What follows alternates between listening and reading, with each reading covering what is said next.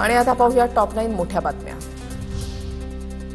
नागपुरात संगमुखी आल्यापासून 2 किलोमीटर अंतरावर आढळलेल्या स्फोटकाचा ETS कडून तपास सुरू। SBL कंपनीचा व्यवस्थापक चौकशीच्या कक्षेमध्ये मंगळवारी 15 जिलेटिन आणि 50 डिटोनेटर आणि 8 कनेक्टर आढळून आले होते। उपमुख्यमंत्री एकनाथ शिंदे 3 दिवसांच्या सातारा दौऱ्यावर दुपारनंतर शिंदे दरेगावी दाखल होणार। शिंदे पुढील 3 दिवस गावातच मुक्काम करण्याची शक्यता। आसाम, केरळ आणि पुदुच्चेरी विधानसभा निवडणुकीसाठी आज मतदान। आज सकाळी 7:30 ते संध्याकाळी 5:30 वाजेपर्यंत मतदान पार पडणार।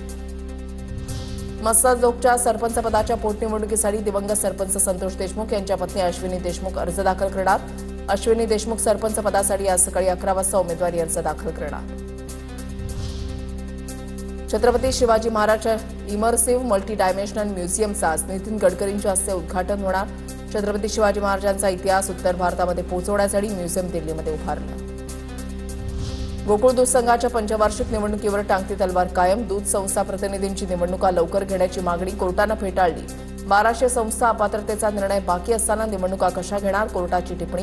28 तारखेला पुढील सुनावणी होणार।